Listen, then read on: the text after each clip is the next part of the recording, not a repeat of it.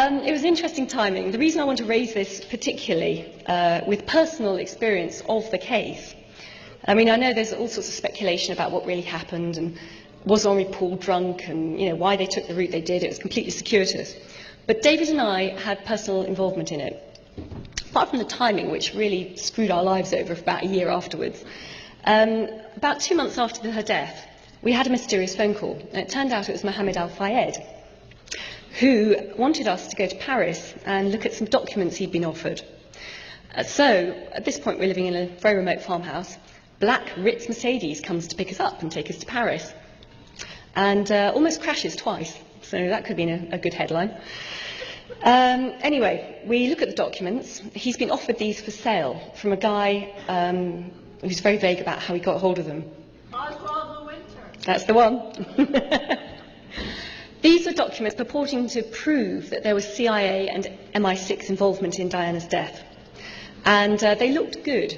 But if you knew what a document really looked like, what a proper MI6 document looked like, there were some simple errors, things like the date timeline, things like the addressee list, they just weren't quite right. They were forgeries, they were very good forgeries. And this would have been a classic straw man technique.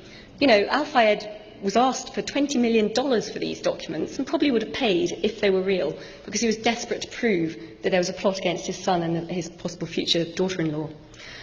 Anyway, we saw that they were forgeries, they were fakes, and it saved him $20 million, but also saved him embarrassment. This would have been a classic straw man operation, whereby he would have bought them, held them up to the world's media and said, look, I've got proof.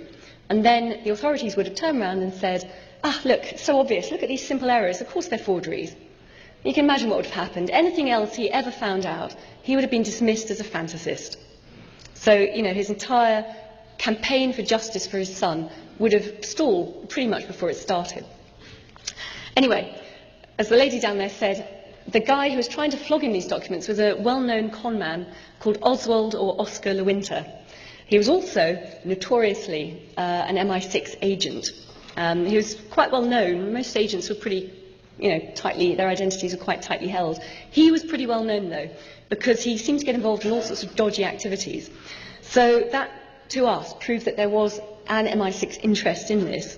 And then, of course, we started looking at the other evidence and all the rest of it. And I have to say, my personal opinion, I think, yes, they did intend to at least seriously injure or kill her. And it's not just about the fact that, was she pregnant, wasn't she? We'll never know, because they embalmed her against all French law so quickly. And all the other speculative things you see in the press. It's also the fact that it was reported that she was being a great success in the landmine campaign that she was running. Yes. But also, she was about to go into campaigning on the behalf of the Palestinians. Now, you can imagine someone of Princess Diana's profile doing that. They would not have tolerated it. They could not have dealt with that. So I think that's why she was taken out. I think they'd probably been planning it for a while, and it was just perfect timing. They did it when they did.